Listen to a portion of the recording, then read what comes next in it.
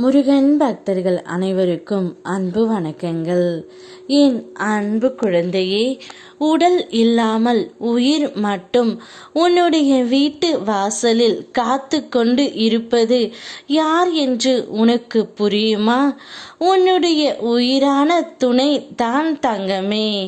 நீ என்ன நடக்க வேண்டும் என்று இருந்தாயோ அது இப்பொழுது நடந்துவிட்டது. நான் கூறுவதை சற்று புரிந்து கொள் தங்கமே.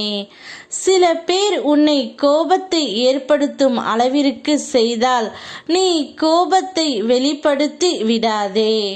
அவர்கள் உன்னை வேறு விதமாக மாற்ற துடிக்கிறார்கள் என்பதை நீ புரிந்து கொள்ள வேண்டும். உன் இயல்பை மட்டும் எப்போதும் இழந்து விடாதே. உன் பலவீனம் கோபம் என்றால் அதை வைத்து உன்னை பழி வாங்குகின்றார்கள். நீ உன் பலவீனத்தை வலிமையாக மாற்ற வேண்டும், புத்திசாலியாக மாற்ற வேண்டும். எந்த சூழ்நிலையிலும் உன் பலவீனம் அறிந்து மற்றவர்கள் உன்னை வீழ்த்த நினைத்தால் கோபப்பட்டு அந்த சந்தர்ப்பத்தை அவர்களுக்கு உருவாக்கி தந்து விடாதே. கவனமாக நினைவில் கொள் தங்கமே. இப்பொழுது உன்னுடைய உயிர் உன் வீட்டு வாசலில் உனக்காக காத்து கொண்டு இருக்கின்றது. நீ எப்போது அவருடன் வருவாய் என்று அந்த ஏக்கத்தில் உன்னையே சுற்றி சுற்றி வந்து கொண்டு இருக்கின்றார் தங்கமே.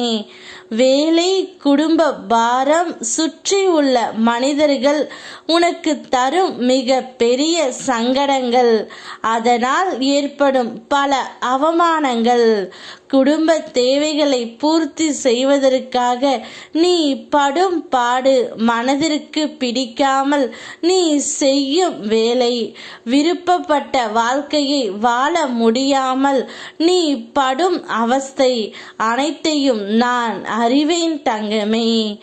உன் மன பாரங்களையும் உன் குடும்ப பாரங்களையும் நீ சுமக்கும் மன வேதனைகளையும் பார்க்கும் பொழுது மிகவும் வருத்தமாக உள்ளது.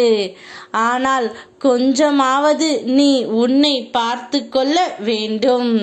உடல் நலத்தை கவனிக்க வேண்டும். மகிழ்வான இடங்களுக்கு சென்று உன் மனதை அமைதிப்படுத்தி கொள்ள வேண்டும். செய்வேன் என்றால் அப்பா உன்னுடன் எப்போதும் இருப்பேன். இப்பொழுது உன் துணை உனக்காக காத்து கொண்டு இருக்கின்றார். அவரை மனதார ஏற்றுக்கொள். நீதானே என்னிடம் என் துணை என்னிடம் வரவேண்டும் என்று வேண்டி நின்றாய். நீ கேட்டதை நான் கொடுத்து விட்டேன் தங்கமே. நீ பொறுமையாக இதுவரை இருந்ததற்கு பரிசாக உனக்கு இனிப்பான நிகழ்வுகள் இப்பொழுது நடந்து கொண்டு இருக்கின்றன. உடல் இல்லாமல் உயிர் மட்டும் உன் துணையின் மூலம் இப்பொழுது காத்து கொண்டு இருக்கின்றது. மனதளவில் நீ அவர் மேல் எந்த அளவிற்கு பாசம் வைத்திருக்கின்றாய் என்பது எனக்கு தெரியும். சந்தோஷமாக அவரை ஏற்றுக்கொள். யாம் இருக்க பயமேன். ஓம் முருகா.